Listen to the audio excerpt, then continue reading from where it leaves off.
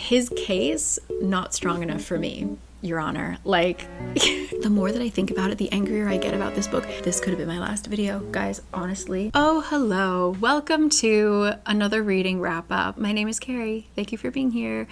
November. What a month. I was in Ireland for half of it. I was back here trying to get my life back together. It was a wonky month. I've got some rants coming. I've got some books that pissed me off this month, and then I've got books that I think will surprise you that I had a really good time with. So before I dive into it, because I feel like this is going to be a longer one, I need to give a shout out to the sponsor of this video. We will go into it near the end of this video, but this is a service that has literally changed my life, and that is, you know it, Book of the Month. Book of the Month is a book subscription service where every month they release a new list of new releases that their team has vetted and chosen from the pile. A wide variety of genres has delivered me some of my favorite books, truly. For December, you can use the code HOLLY, HOLLY, to get your first book for $5, and also, time to model, free hat of your choice. I have one that says book lover. This one says born to read books, forced to read emails, which is what I was doing all day yesterday. So that's actually really appropriate. I got 2 books this month. I'm going to start with what is in the box. Also, you can gift Book of the Month. I just got 2 promo codes and some gift wrapping paper. That's so cute. And a bookmark. Oh my god. Okay, thank you, Book of the Month. So the first book I chose is called Dark Sisters by Chrissy Demister. This is historical fiction, if I remember correctly. This fiercely captivating novel, horror meets historical fiction when a curse bridges generations. Yes, it is about witches, multi-generational curses, and the cover is just creepy in the best way. My second book, I had a really difficult time. Go look at the December list because you too will have a difficult time. I ended up choosing this one. I'm not mad about it. I got We Who Will Die, Bow Before the God of Ruin. It also has sprayed edges going on. Survive the Arena, Save My Brothers, Kill the Emperor. I just read a little bit ahead. Oh my god. I'm just reading the back. 2 vampires stand between me and my mission. One who shattered my heart. One who torments me at court. Let the games begin. I think it's like Greco-Rome. Yeah. Oh, the map. Oh my god. Okay. Maybe we'll read this together. I'm very excited about that. Once again, you can use my code HOLLY to get your first book, hardcover book, for $5 and a free hat. Amazing. Thank you so much to Book of the Month. All that information will be down below, including my link. I'm going to make a cup of tea because I feel like we're going to have to really lock in and talk, because even though I didn't read as many books as I usually do, I've got things to say about all of them. So including a sneak preview of what our video for next week is, which I had so much fun making, and it's a little bit out there. So I want to warn you ahead of time so that you're prepared for next week so that we can just dive right in. So I am going to go make a pot of tea, but thank you so much to Book of the Month once again. And let me tell you what I read in November. See you in a second. We're ready to chat. I've got everything I need. Hair up, thinking cap on. Okay, I'm as ready as I'm ever gonna be to talk about these books. I've got some pumpkin spice happening. It's December 1st. I'm savoring the last little bit of autumn that we've got. I went on a very freezing cold walk this morning. Here we go, diving in. November. As I mentioned, I was quite busy in November. I ended up being able to read my kind of usual amount, but we started off the month in a rather rocky way just because I was so busy. I wasn't in a situation in which it was really easy to like lock in and read. And if you know me, I'm not a very casual reader. I can't just like every 5 minutes here and there read when I've got the time. I need to like read in hour-long swaths. Okay, so the first couple books that I read, I picked with intention because I knew that I could read them somewhat casually. Here we go.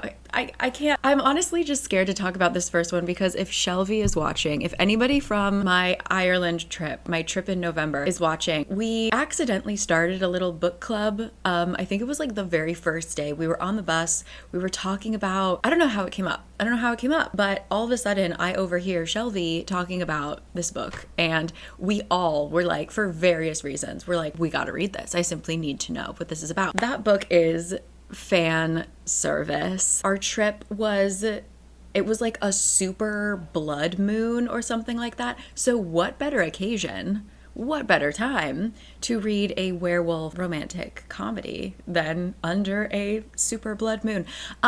Fan service. Okay, let me tell you what it's about. This is a rom-com about basically think of like a CW show. I was picturing Teen Wolf the entire time. So kind of that kind of TV show, right? Like almost a Teen Wolf, supernatural, Vampire Diaries kind of vibe. Okay. We are following two different people. On one hand, we're following the star of this show, who is like a detective slash werewolf, and it's like a detective werewolf supernatural show. The details don't matter, but that's who he is. And then we also follow his biggest fan, like the person who runs the wiki, okay, the person who knows every detail, every bit of lore, probably better, definitely better than the actual people involved in the project themselves. Okay, that show has ended. It's been a few years. All of the other cast members have gone on to have like successful acting careers, but the star of our show has remained only the star of this show. Kind of washed up. I think now he's maybe in his 40s, just like struggling. He's divorced, he's unhappy, nobody takes him seriously. What happens when he starts noticing that he might in fact be a werewolf in real life? He's been like gunning for a revamp of this show. He's like, it's time. Everybody's watching the revamps. Like, we're getting Buffy, we're getting this, we're getting that. Like, he's really, really pushing for it. And so when he starts to publicly turn into a werewolf, people are like, this man is going too far. They're sort of like, these marketing stunts are getting embarrassing, so he needs help. So he's just a giant laughing stock, and he realizes the only person that can help him understand his newfound wolf powers is his biggest fan, the owner of the wiki, the person who understands how the werewolf in the context of his world works. And so he gets into contact with her. Turns out though, they have a history because, again, biggest fan, she went to a con or like something where she could meet him and overheard him saying something mean. You know, she came in costume, right? And basically being like, damn, I hope that she outgrows that really embarrassing phase that she's in, you know? I think he said something a little bit meaner, like, wow, so pathetic. I'm glad I was nice to her because certainly nobody else is, or so, you know, something like that. So she has been scarred by this, has sworn off of him, even though she definitely had like a giant poster of him in her room. But she, of course, agrees to help him out. And over the course of this, they fall in love. I get why people like this book. And I do think like if you love that kind of thing, like if you were a Teen Wolf girl or something like that, I think you would really like this. Just for me, that was never my shtick. I never really liked the kind of I think like the closest you could get me to is like the Mortal Instruments movie, like City of Bones. That was like the closest I got to like camp supernatural TV or like cinema, if you will. It was truly a film. It was not a movie. Anyway, you have to go into it knowing that it's camp and knowing that it's goofy and knowing that like this is really dumb. My issue was I just didn't like either character, and sometimes that works. I think actually, yeah, I think we'll even talk about it. Like there are a couple books in this month that I read where I didn't like the characters, but sometimes I can get over that and like the story. This was one where I just didn't like the characters, and like it barred me from liking anything else. I think that like, again, knowing it's camp, knowing it's funny, there's so many details to it that are so well thought out. This isn't a spoiler, but our main girl is also like a vet. I think she's a veterinarian, or like a vet tech in some way. And she's really passionate about racehorses that are retired and are literally being put out to pasture. And is that not exactly what the male love interest is? He was like this hot young thing, and once he was like no longer good at his job anymore, like his job of being the hot young thing, they put him out to pasture. And so she's like simultaneously taking care of these like poor old horses, but then she now finds herself another poor old horse. And it's just like, so in that sense, I think it was well thought out, very funny. The smut was absolutely laughable, not for me.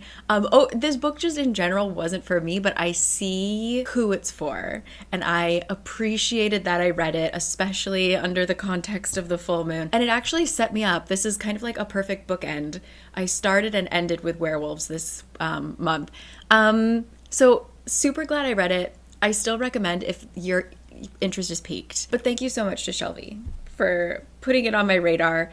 And I will read other books by this author for sure. Just could not get behind super goth girl and honestly kind of mean dude. Washed up old actor dude. It is what it is. That's fan service. Excellent cover though. So that's how I started November. After that, I read a book that's been on my list for a while, and I actually want to make an entire separate video about this, but it's going to take me actual time to like sit down and research things because it's genuinely a topic I don't know anything about. But let me introduce the book first. I'm getting ahead of myself. I read The Weaver Bride. This is going to be a duology, and in terms of the premise, I was interested. In terms of the payoff, did it actually accomplish what I wanted it to? Not quite. In my notes, I literally wrote, it was okay, but eventually the mystery got boring, which is crazy. So in The Weaver Bride, we follow a girl who has been brought into a selection-esque competition, right? We're picking a bride for this dude. He's not like a prince, but he's some kind of, upper echelon of society kind of guy. They decide to have essentially the selection. We're essentially watching The Bachelor. And she is brought in because they did this whole thing last year trying to find this dude a bride, except one of the contestants died. And it was maybe an accident, but probably not. We have another boy who is very close to the guy who is trying to find a bride, right? His best friend has pulled some strings to get this specific girl into the competition so that she can investigate this murder from the inside. So they're essentially like doing a redo. They're like, oops, one of the brides died. Timeout team, let's reconvene next year. So here we go. Same contestants except for one new girl. This is a fantasy, so everyone has a different gift, which we slowly find out throughout the novel. Our girl's gift is that she can open any door, and so that's really good for sneaking around and snooping, which is what this boy wants her to do. Why? Because the girl who died was his sister. So he wants to get to the bottom of this. And so, yeah, it's basically like she's doing the selection, but she's also trying to solve a murder. So again, premise, really good, really interesting. Unfortunately, really boring as well. I think that it was pretty good until we got to the end where things are really supposed to vamp up and she's being chased and it should have been exciting, and that part in particular wasn't. I also think that the end, obviously you can tell that the society is hiding something. There's all of these rules about gifts and there's like really weird gender roles and things like that. Obviously something's up, right? And when we get the reveal, it was just kind of like, oh, this is the reveal that it always is. It's sort of like when you're digging into something and you're like, oh, capitalism. That's how it felt with this. I was really expecting something different and it was just kind of more of the same. I did like the banter between our main girl and the boy whose sister died, because it's like a classic enemies to lovers sort of thing. He's just like a little curmudgeon and really annoying. He wears a bowler hat, which kind of was taking me out. But yeah, it wasn't really anything new, and that's sort of what I want to make the video about. And something I don't really know that much about is kind of the rise of the Bachelor kind of content that we're seeing in especially romantasy. So we're seeing like even just this year, I read The Rose Bargain, Thorn Season, and now The Weaver Bride, and they're all essentially the same thing. They're just like the selection in a fantasy world. I just wonder what's up with that. So I'm gonna try and investigate that. No promises. That's like something that's on one of the many back burners in my head. But yeah, The Weaver Bride, you know what? It wasn't horrible. I think the Rose Bargain was better. Then again, I don't remember much of The Rose Bargain. I do have the sequel to The Rose Bargain waiting for me, so I am going to read that probably this month, in December, so I can give you an update. But yeah, The Weaver Bride, better than Thorn Season in terms of world building, possibly worse than Rose Bargain, just because for a murder mystery, it really wasn't mysterious or interesting. Unfortunately, I wanted more suspense. I think that's what was missing, is there was really a lack of suspense. That was The Weaver Bride.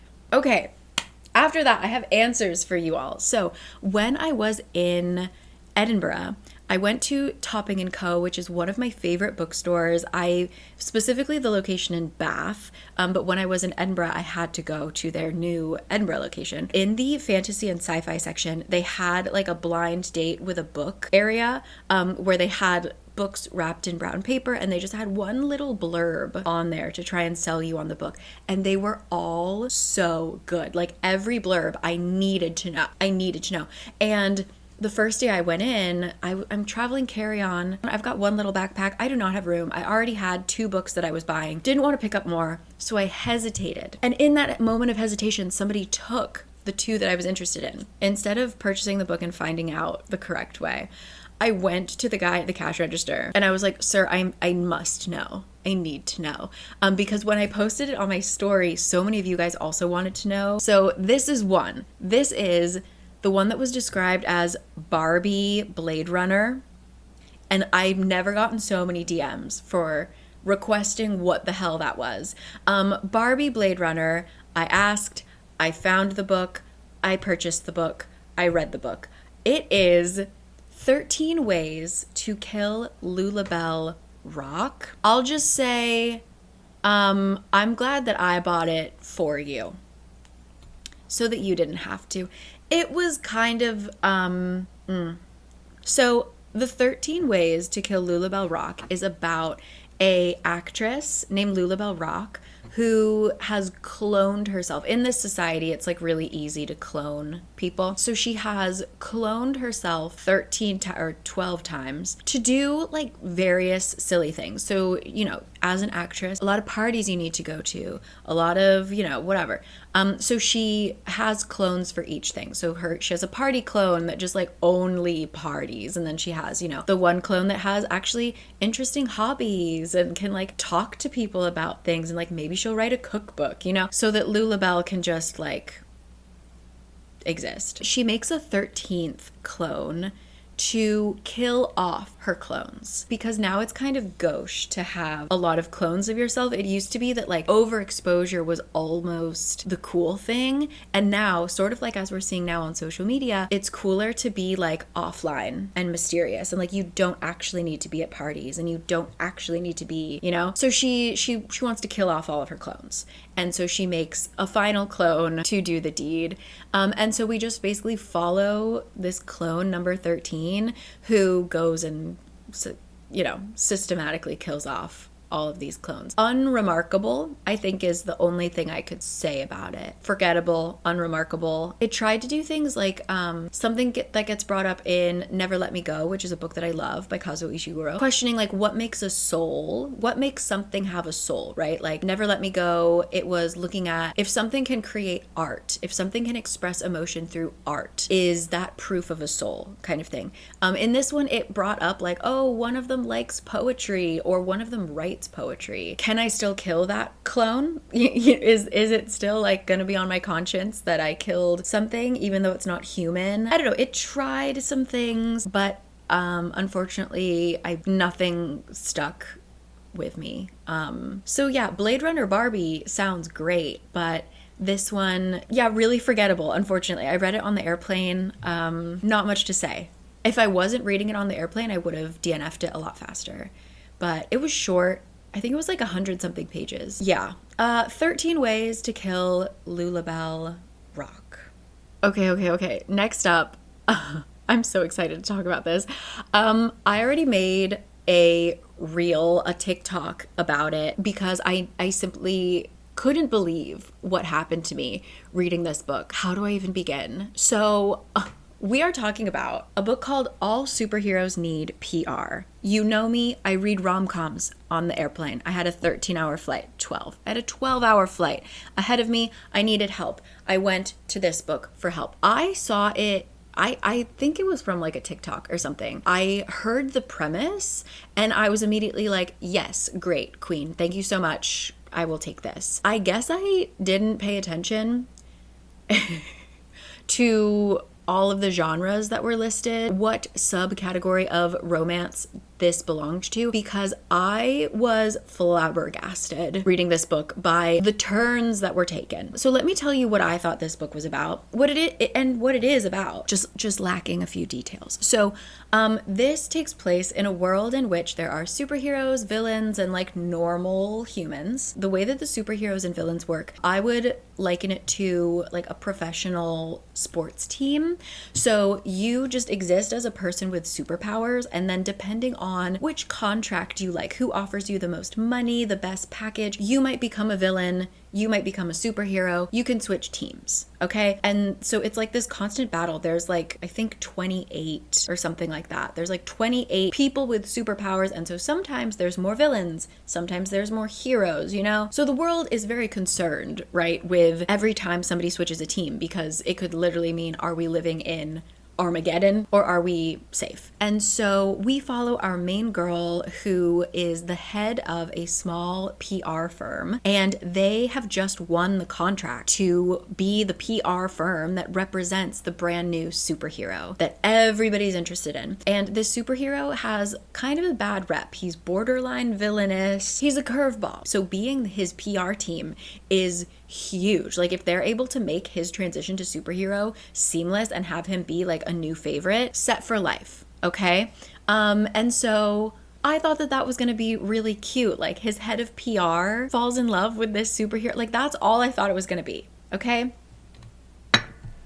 What I didn't understand is that this is more of a alien romance. This is coming from an author that writes a lot of like either dark fantasy or like alien romances. The cover and the premise tricked me. So as I start reading this book, I swiftly realized that we are dealing with not my style. I'm going to talk about this book in terms of like things that were just my problem, like taste wise, and then things that were actually a problem. Okay, so in terms of my taste, the man is mean. The man is really aggressive, and like their very first meeting is very much like he humiliates her. He doesn't want to be near her. He's almost violent. Like, he's very just like a beast. Like, he's really just like comes in with this horrible, horrible attitude. Their second meeting is also, he's super abrasive and like doesn't speak in full sentences, which is something that I think I'll talk about in more of like the actual issues I had with the writing style. But just in terms of taste, like absolutely a walking red flag.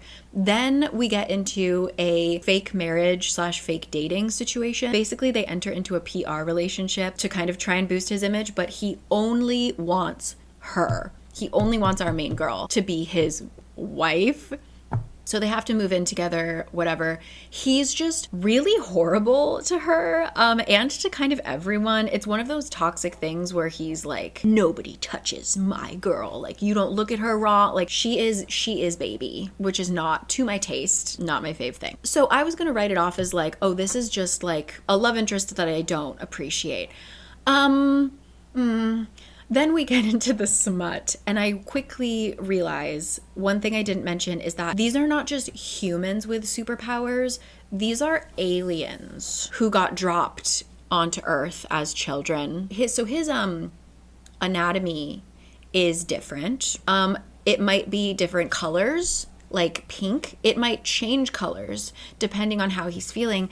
There might be spikes involved, inflatable body parts that might vibrate, and it was so much. It was so much to read on an airplane. When I thought I was getting like Superman Lois Lane story, I was getting like alien. Well, all right. So just overall, was not to my taste. In terms of the actual writing style, I also really didn't like it. So for example, like with fan service, I can recognize that like that was not to my taste, but in terms of the actual story, I think it was fine. Like writing style, how things were explained, whatever. Okay. In this case, it was not to my taste, but also I just did not think the writing was good. There were a lot of scenes where I didn't understand what was happening, like where people were standing. Like, were you standing? Were you sitting? Were you on the ground? You have projectile vomit, but you're up. Like, there were so many scenes where I was just like, I have no idea who is there, who's talking, where we are physically. Like, did time pass? Like, it was the most bizarre reading experience because none of the scenes made sense in like time or space for me. There were also so many characters. This is going to be a series, so I understand introducing other characters to like have other couples, but this was a really short book. I think it was maybe 200 something pages, and we had our main girl, her 5 coworkers, who 3 of them felt like the same person, but we needed to know them all separately. And they actually played, like they were in a lot of scenes. So it wasn't just like, oh, the coworkers, they don't really matter. They were pretty integral to the plot. So we have 5 coworkers that get introduced, but also cannot be really told apart. Then we have her 5 family members, 3 brothers who you also couldn't really tell who was who. They are also integral to the plot. And then we had like 2 or 3 people from the superheroes team.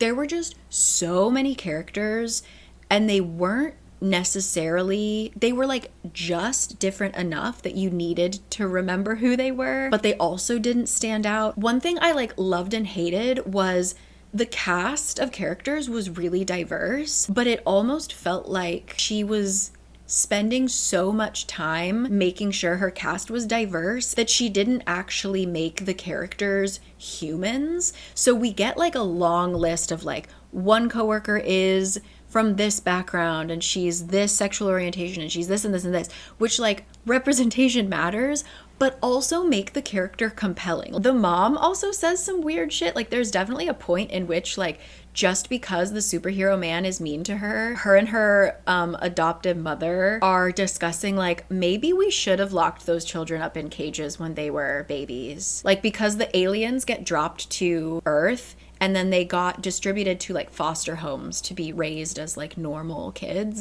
like as normal as an alien kid could be. But there were definitely people who were like, it would have been better if we had like kept them in a facility and done tests on them and like whatever. And there is definitely a point where her mom is like much more conservative, and her mom was like, yeah, we really should have caged those babies. And our girl like has just come back from like a fight with her superhero boyfriend, and she's like, yeah, honestly, maybe he would have been better if he was raised in a cage.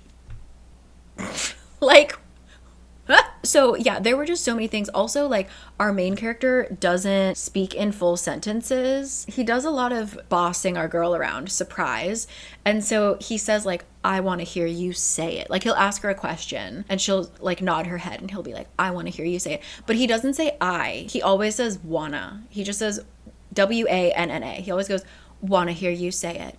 Want to see you smile, want to see you do this, like he did that a lot where he would drop his pronouns and I was like, babe, all I need is you to say I. Also, this was another case, like this is my last thing, but like this is another case of like allegedly the girl is really great at her job. I wanted to see a competent woman like in PR change the world's perception of this man. Like that's what I thought this book was going to be about. But it's another book where we're told that she's really good at her job because she's like the head of this PR firm, but she's actually like, number 1, never works, and number 2, isn't good at her job. Like the whole point of her character is she's struggling with a lot of like PTSD, a lot of trauma, but that makes her like freeze, and we are only shown scenes in which she freezes and cannot do her job. We have never actually seen her be good at her job. It seems like her coworkers do everything because she can't speak in public or she can't have a meeting.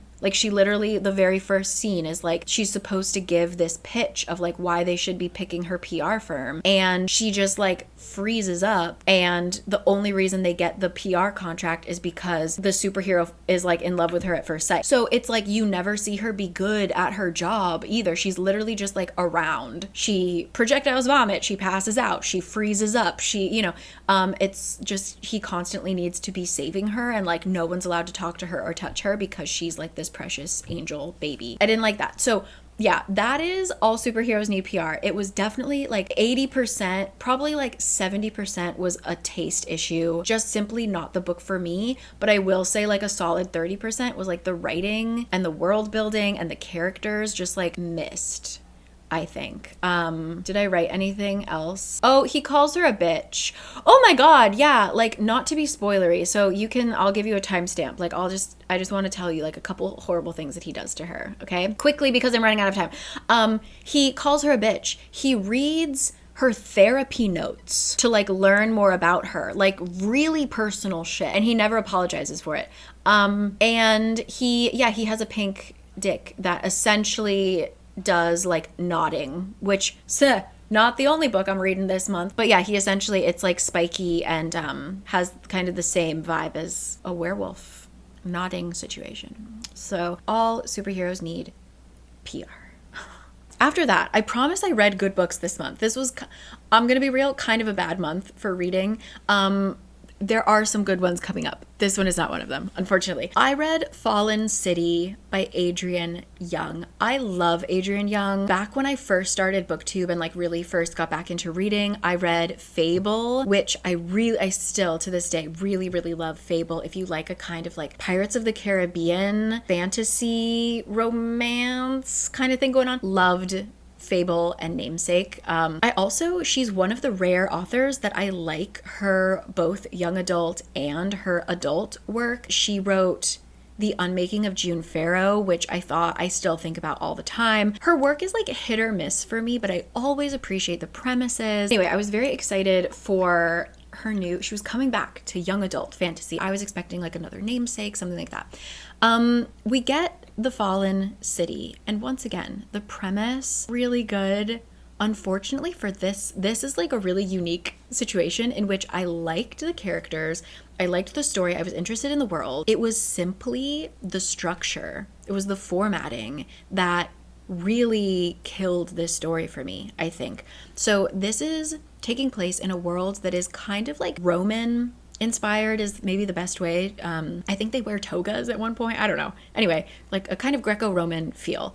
And we are dropped in the middle of the story where we have had a revolution, and there is the holdouts in the city, which are essentially just still like the remainder of the government and like the kind of elites. And then we have the people who have revolted, who are now surrounding the city, and they are kind of like the normal people of town, and they are planning the final attack to end this war and kind of take control of the whole city. This book is told not only in dual POV, but also in two different timelines. We have the before and we have the now. So the now is we are preparing for the final battle.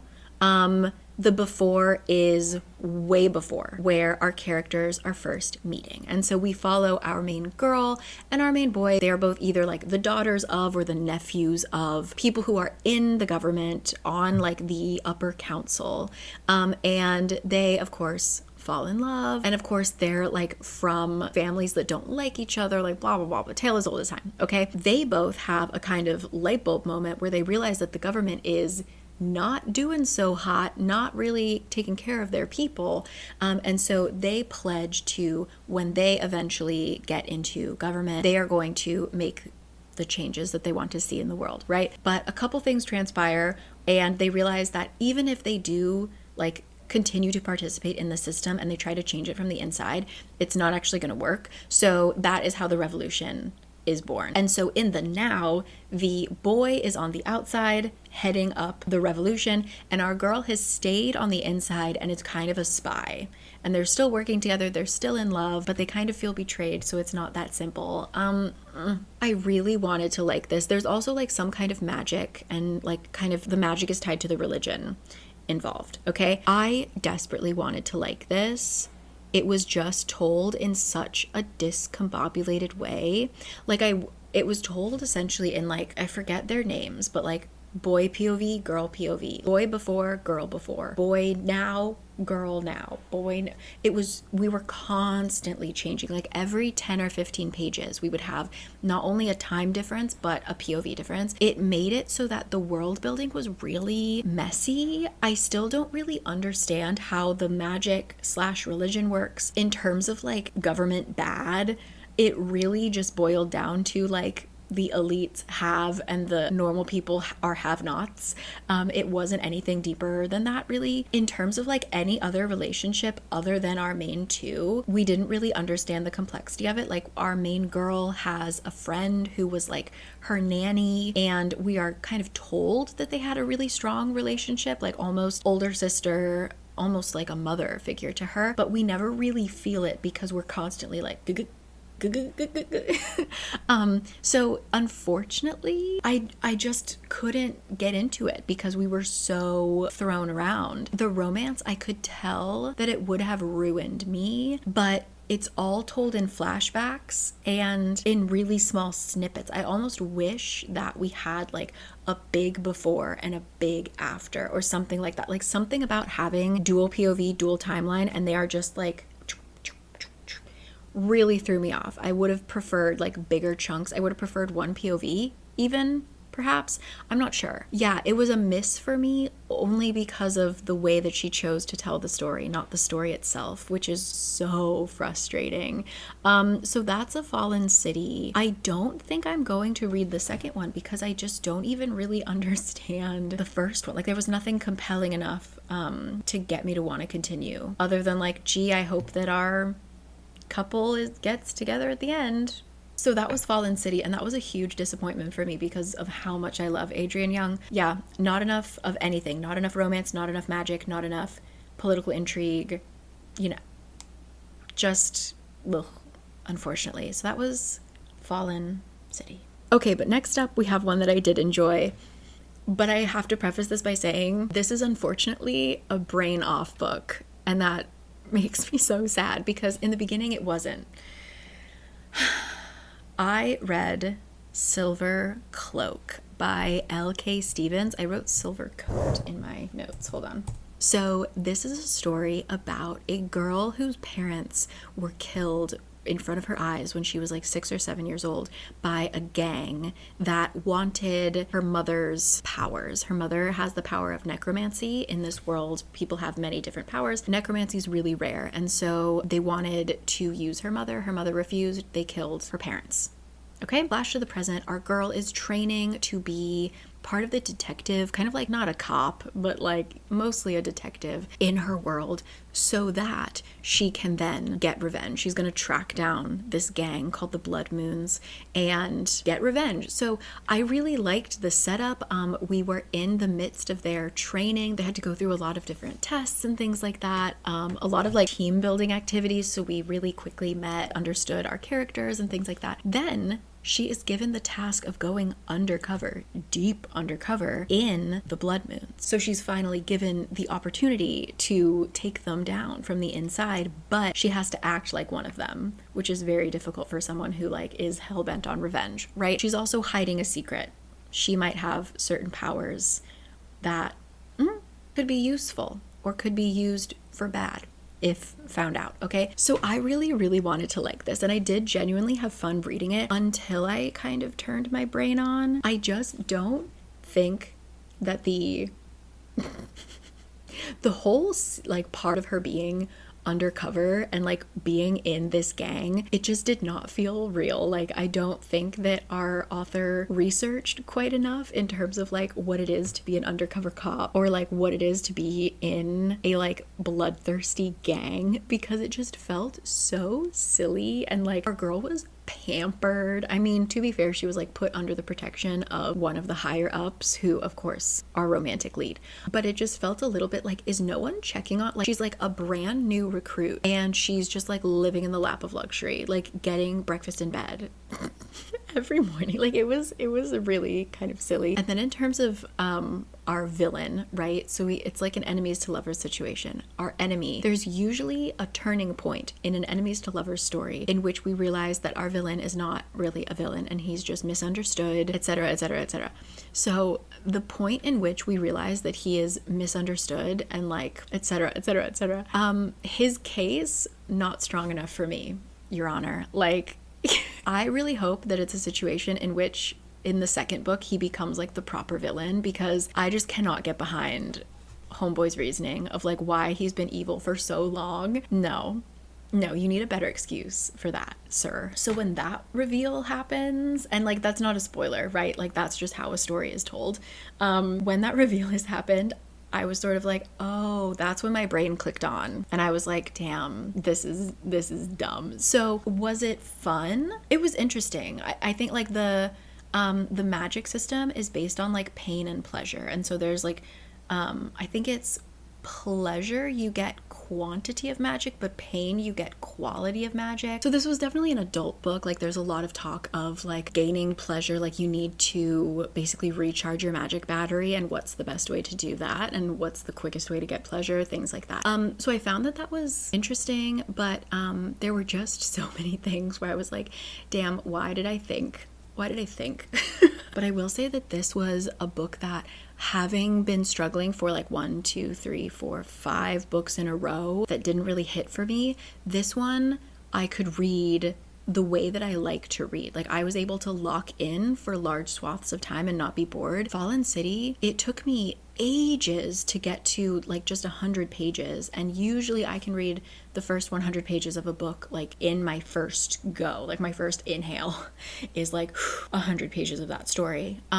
So it wasn't that I was in a reading slump, but I was just having a very difficult time reading the way that I like the feeling the way that I like to feel when I read. Silvercloak, for better for worse, did that for me. I was able to read it pretty much nonstop. I think I read it in like 3 sittings. So, you know, it's one of those things where if you want a really well built and thought out world and story, this isn't gonna like super hit for you, but it was a fun time reading it. And honestly, even looking back, it was kind of fun because it's so silly. But yeah, that is Silvercloak. I'm gonna read the second one just to see what the hell happens with the love interest, because I'm not on his team, let's just say. But you might be. I think I would love to hear if you accept his excuses for why he's a bad boy. Let me know. After that, another author that I like, and I was excited for, Marissa Meyer. Again, back when I was just getting back into reading, back into fantasy, I really liked the Lunar Chronicles. They were really fun. However, I think I've enjoyed her work less and less as she's gotten more into the fairy tale retellings. The Lunar Chronicles is like fairy tale retellings, but they're like fairy tales that intersect with each other. So we have like Cinderella and Sleeping Beauty like teaming up, and like Little Red Riding Hood teaming up to like solve this greater story. Now she's just doing kind of like straight up fairy tale retelling. She did Rumpelstiltskin recently that honestly traumatized me. Like I think about that book all the time because it's a duology, because what the actual hell was that? Like truly, I should make a whole video on that one, because okay, how do you make... No, we're not even gonna get into it. I'm not talking about it. Today, we're talking about her newest one, which is a Bluebeard retelling, The House Saphir. So, premise, really good. First chapter or 2, really good. Actual story, wow. Fumble. Let's just say. We follow a girl who is a witch. Her and her sister are witches. However, their powers are kind of wonky, and our girl's only magical ability is that she can talk to ghosts. That's it. She like can't command them. She can't summon them. She just like, if they're there, she can see them, is her whole shtick.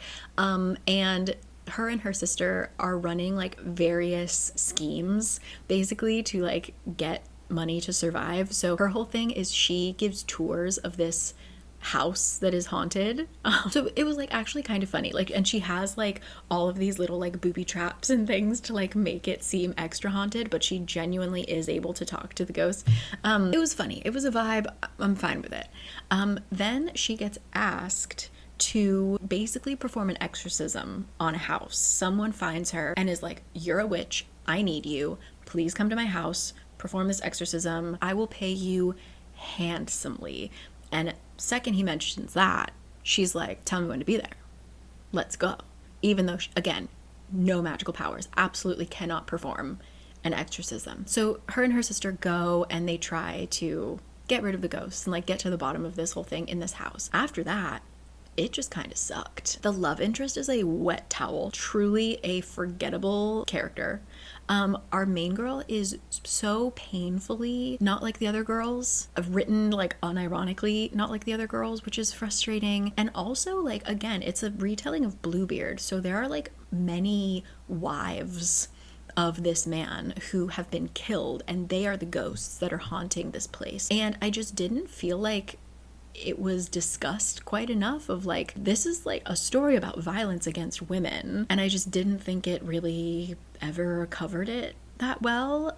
Truly like a super forgettable, boring plot. Like, I don't even remember what happened after we got to the house. We meet a couple of the wives. There were a couple plot points that were painfully obvious, like things that were meant to be little twists and turns, and like truly saw it a mile away. And yeah, I just don't really know what was going on. Did I even? Yeah, in my notes I said the same thing, and then I said it wasn't haunting enough. Like, I wanted to be either spooked, or like I wanted the ghosts to be like Casper the Friendly Ghost, or like funny in a way. And they were. The ghosts were the best characters. It was really a miss. I don't really know if this was like a book that she needed to publish a book in the year of 2025 or what. But yeah, I was really let down. I also do think, like, to be completely fair to this book, it was also a young adult book that I feel like was geared toward a really young audience. And so like that was just on a taste level. Like, I wasn't the audience for this book. I get that. But in terms of like the actual story, it was just so boring. That was the house Saphir. But now I'm gonna pause. I'm going to get some hot, my tea is now cold. I'm gonna get some hot tea. I'm gonna quiet my mind for a second, because we are going to talk about the next book that I read, which was my most anticipated book of the entire year. I've already talked about it in my ranking of my most anticipated books of the year. I'm gonna gather my thoughts. To talk about The Everlasting. We are, of course, talking about The Everlasting by Alix E. Harrow. So if you don't know the background, last year, when did it come out? Oh, it came out in 2022. So I read Six Deaths of a Saint, I guess in 2022. That feels like a really long time ago. But anyway, this was a short story by Alix E. Harrow, and it was life-changing. Like, it was 30 something pages, maybe 40 pages, chronicling the 6 deaths of a saint. We follow a lady knight, I suppose, and I loved it. I love Alix E. Harrow. I think that she's such an interesting author because she has consistently gotten better. I've always liked her writing, but it's one of those where you can see growth in her writing skill in every single book, which is amazing. So like, I already knew that I liked her work, but she struck gold with this. Truly amazing story. Highly recommend that you read it if you don't have time to read a full-length novel, because what is The Everlasting if not that story reimagined once more into being a novel? So it is different, but it's at its core the same. I've seen quite a few people trying to be like, it's a completely different story. I don't think so. Instead of following just our main character through her life, we are seeing it through the lens of a historian who is writing about her life. Like, if anything, I would look at Six Deaths of a Saint as almost like another book within this greater world, like a book that our historian might have read as a child. Like we are part of the story because we are readers of the same book as like our main character. Does that make sense? I don't know.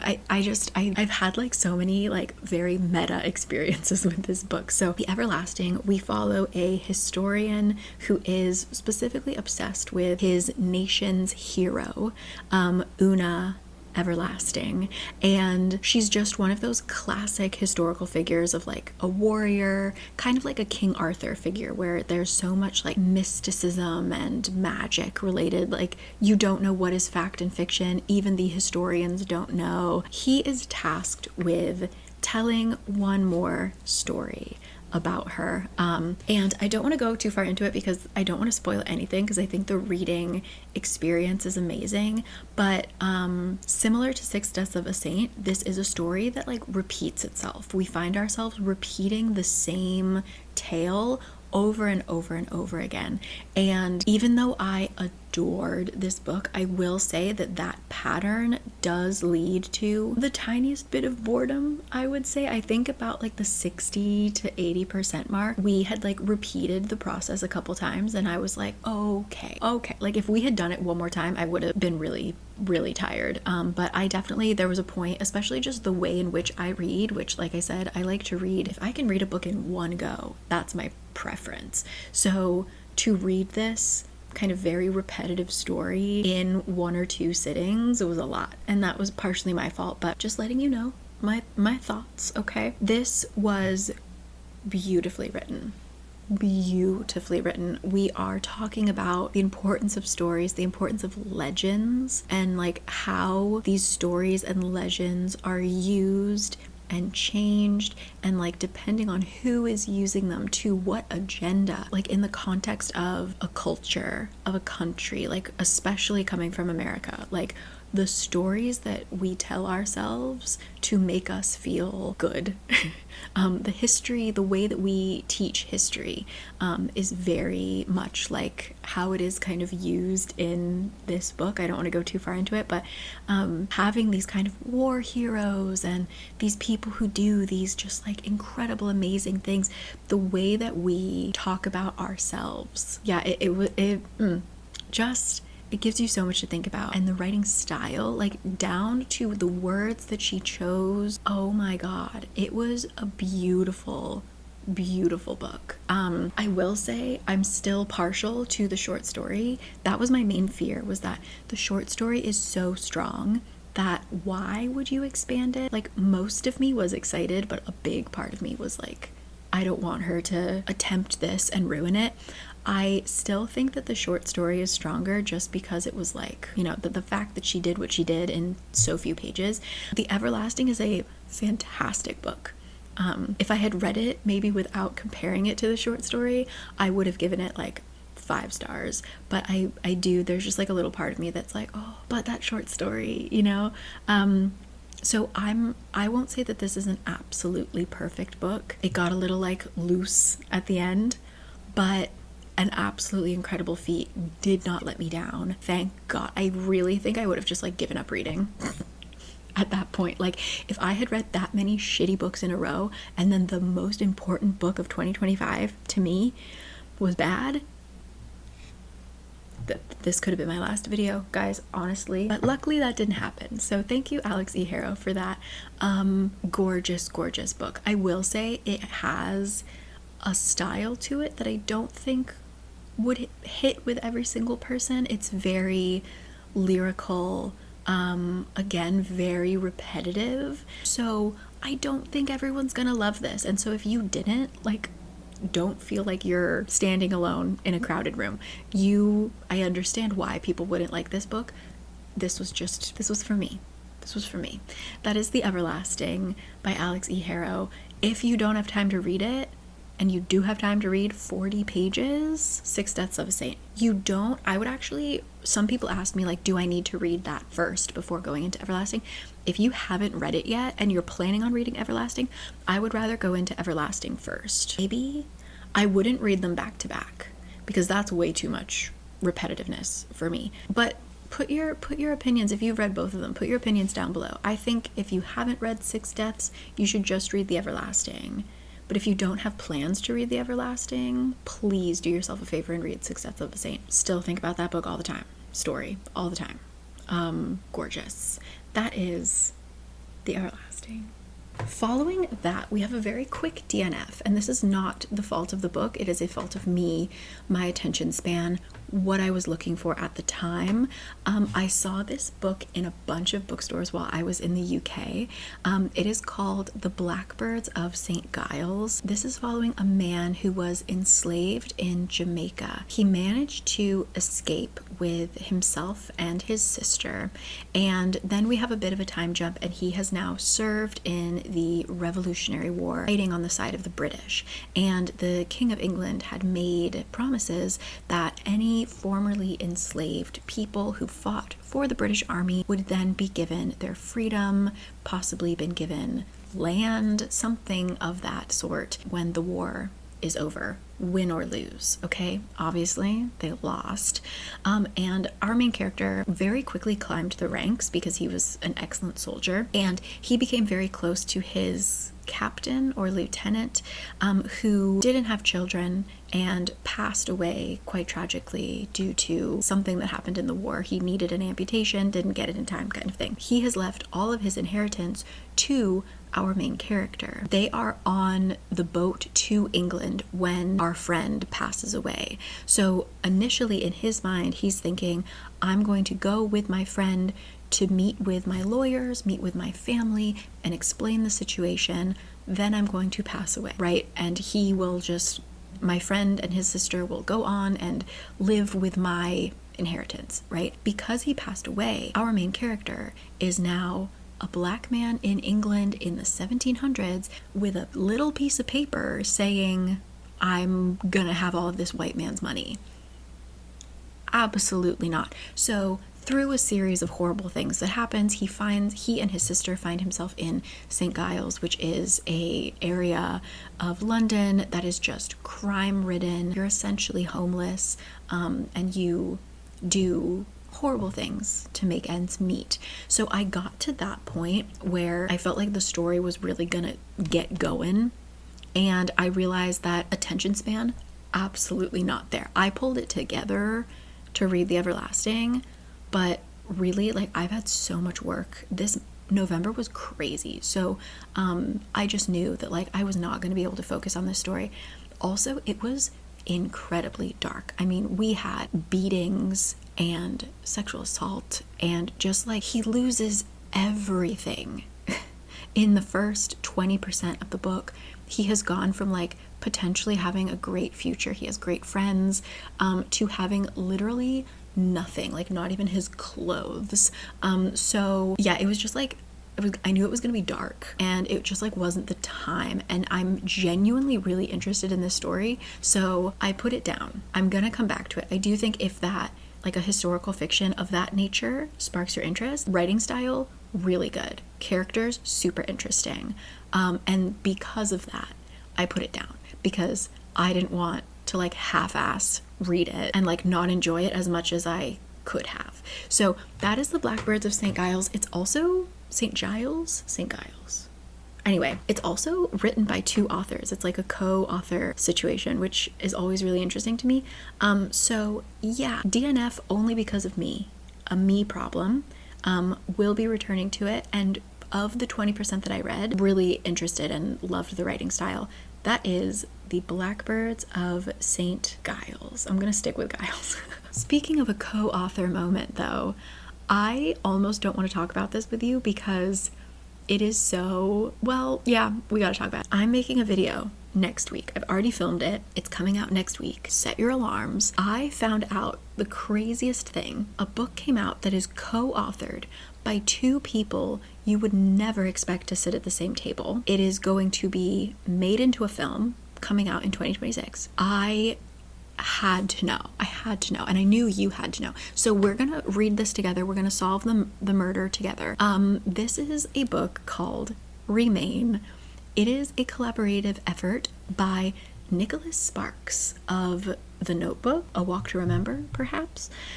He is collaborating with M. Night Shyamalan of Signs, of The Sixth Sense. And they are creating a supernatural romance, combining their two strengths. Did it go well? It did not go well. Wow, I ended the video really angry, and I like got angrier. The more that I think about it, the angrier I get about this book. Not good. Was it good to read it out loud and experience it with you? Yes. So it's essentially about a man who comes out to, where was he going? Cape Cod. He leaves New York, comes out to Cape Cod to help his friend. He's an architect, and he's going to help his friend build a summer home. So that's why he's there. He has to stay in a bed and breakfast while he's doing this project. At the bed and breakfast, there may or may not be a ghost, and he may or may not fall in love with that ghost, and he may or may not have to solve her murder to set her free. And there was just so much wrong with it on like a technical level, like the way that the murder even occurred, the way that he solves things, like but also like the characters and the absolute lack of social awareness. Like M. Night and Nicholas need to touch grass. I genuinely think wow, yeah, started off hopeful, ended it angry.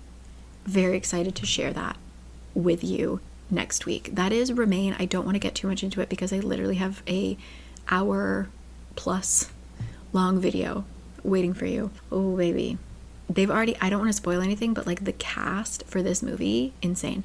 That is Remain by Nicholas Sparks and M. Night Shyamalan. Truly let me read it for you. I'll see you next week. Don't bother, okay?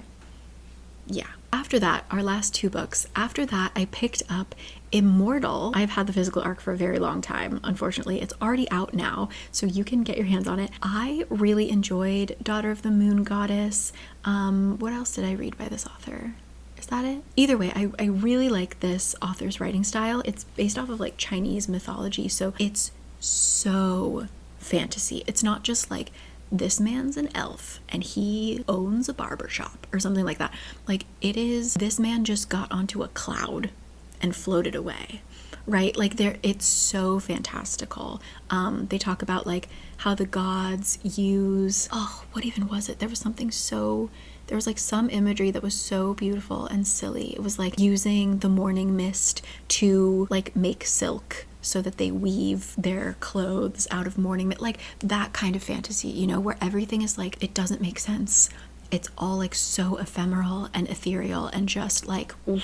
That's how she writes. But then she'll also talk about food and you will be salivating. So the devil's in the details. She does the details so beautifully. This wasn't my favorite story of hers, but I think that if you like K-dramas or C-dramas that have really like dramatic, I could picture so many of the scenes being like played in slow-mo in dramas. If there's like a dramatic scene, they will play it over and over again from like different angles, and there's like a really dramatic song happening in the background. There were so many scenes in this that I was like, oh, this would have gotten the multi-shot slow-mo treatment if it were in a drama.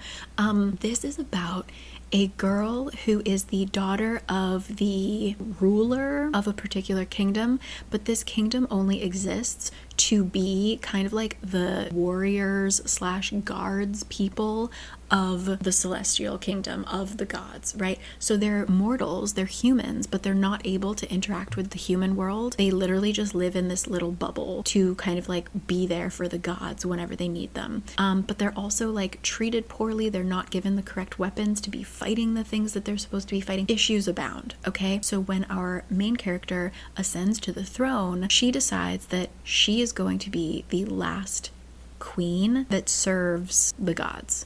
She's getting her people back into the mortal realm if it's the last thing she does. So when like the head goddess calls her up to have her swear fealty to her, as is her job, you know, like as the new queen must, she decides she's not going to play that game. She asks for a little time to think it over. She is trying to find a certain magical object that, according to a treaty, is the only thing that will give them their freedom from the gods. In the meantime, she is being babysat by the god of war, who is this frustrating little man. And there's also like a kind of evil kingdom that is trying to attack. There's a lot going on, okay? I didn't explain that very well, but basically if you like moody men begrudgingly helping a girl save her kingdom, here you go.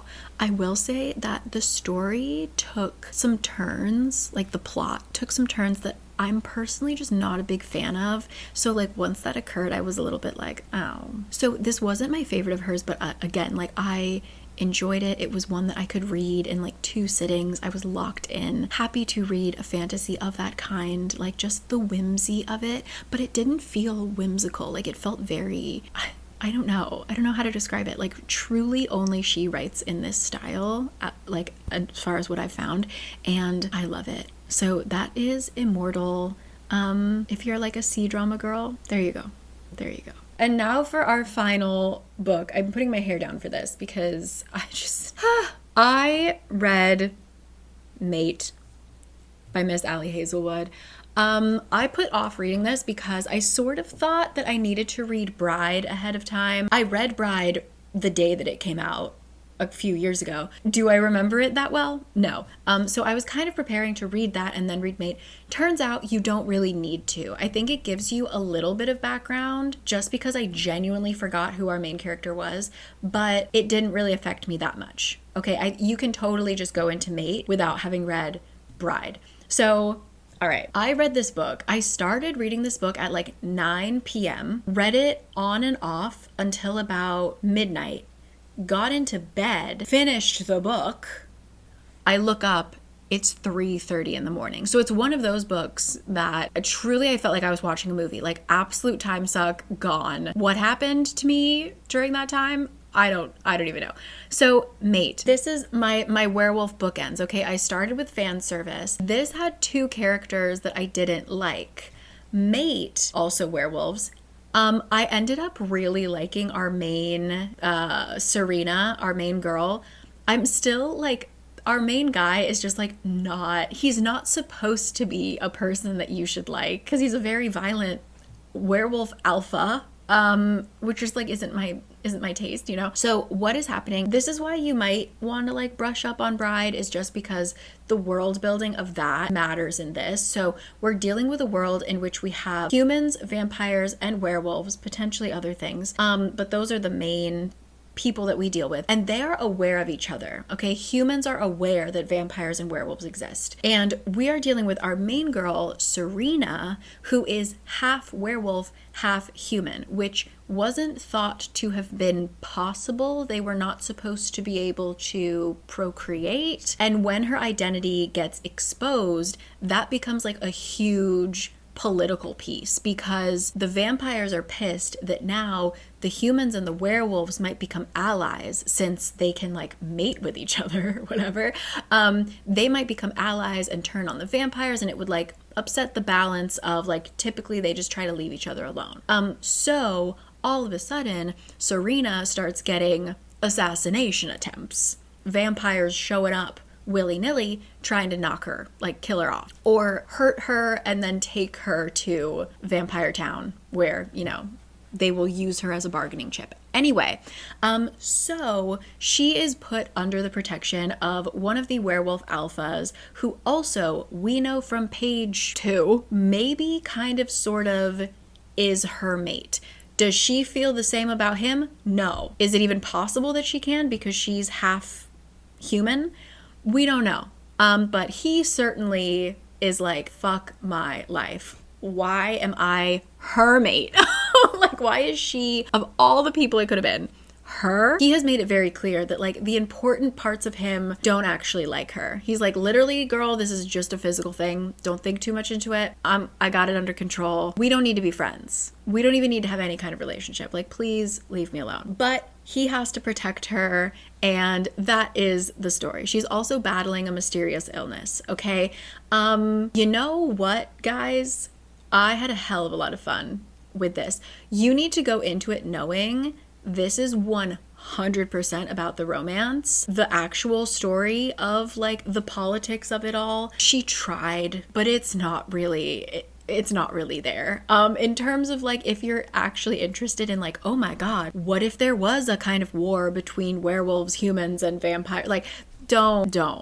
She tried. She put pieces on the board. Did they move around? Yeah.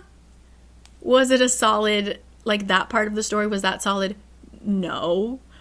This was 100% because you wanted to watch a werewolf and a werewolf human girl bang, and that they did. So you know what, I actually had a really good time with the book, which I feel like might surprise people because so much of the end of the book was smut. But what I love about Ali Hazelwood is that her characters are so fun. The banter was so diabolically good. Like their chemistry was so fun. Like from the get-go, they like have a rapport where she just like makes fun of him all the time. And likewise also, like he makes fun of her. He can like guess what she's gonna say. So there's like a point where she says like, does your back hurt? And he's like, what, from the weight of my own ego? And she's like, what the, how could you have guessed that? How could you have guessed that's what I was gonna say? Like that kind of banter. So I could hear them speaking in my mind. Like it was natural, funny, great banter. The side characters, so funny. That's why like when I come out as someone who likes Icebreaker, people are shocked, but it's truly because Hannah Grace also writes really great banter so that I can like black out. If there's a smut scene that I don't want to read, didn't see that happen. I'm sorry, was he dressed as Gru? I wasn't there. Who? What? I'm there for the banter. And so that's why I had such a good time. In terms of the smut scenes, you know, it is what it is. I think that she writes them. What I appreciate is that she kind of like concentrates them so that it was just like one hunk of the story was like the smut. So that really 75% of the book was just me having a great time with these funny characters running around and like yearning and all that stuff. And then when we get to the smut chunk, words I never wanted to say, I could just kind of go in and out. And I knew it was coming. Like I don't want to make any spoilers, but like you knew what was going on from the very beginning, right? You knew. So like I was mentally prepared that this was what it was going to be, and it was hilarious, actually. Also, this is not a spoiler, but the fact that I was reading it on like the second day of one of the craziest menstrual cycles of my life, the way that he like, I'm not a person who like needs my partner to baby me. Like I've talked about in previous books that I read this month. Don't like it when a girl is like, don't touch her, she is baby. Major turnoff for me. But in that moment, as I'm reading this book, the way that he cared for her, I was just like, oh my God, like shooting side eyes at my husband for like not what. We live in a one-story house, but I'm like, what do you mean you didn't carry me up the stairs? Like, what do you mean? So I had a great time. No regrets. Made obvious by the fact that I literally lost almost 4 hours of my life because I was just reading and I didn't know where the time went. So that is Mate. I just love Ali Hazelwood's characters, so I can get over the fact that I had to read 2 books about nodding and men with different anatomy. Yeah. As girl who doesn't like even normal people smut. Okay. That is it.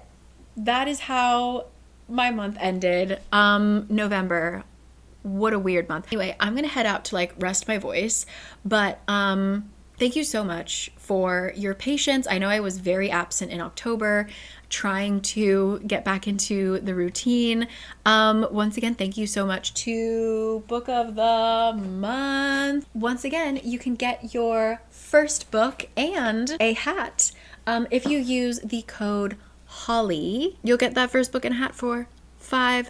It's also like a cute gift. You can gift Book of the Month to people if you're looking for something. Thank you always to Book of the Month. You always bring me, you were my very first Ali Hazelwood ever. Because of you, I read Ali Hazelwood. Isn't that crazy? So truly, Book of the Month, forever and always. Thank you. I'm going to end it here. I'm going to edit this up for you to get it out to you on time. Can't wait to see what winter brings. And yeah, let me know what you're reading. Tell me what I should end this year with, because it's been rocky. It's been a rocky year.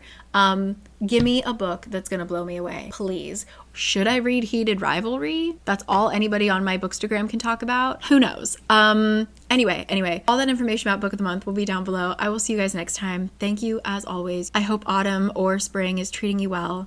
And see you next week as we solve a murder. Bye.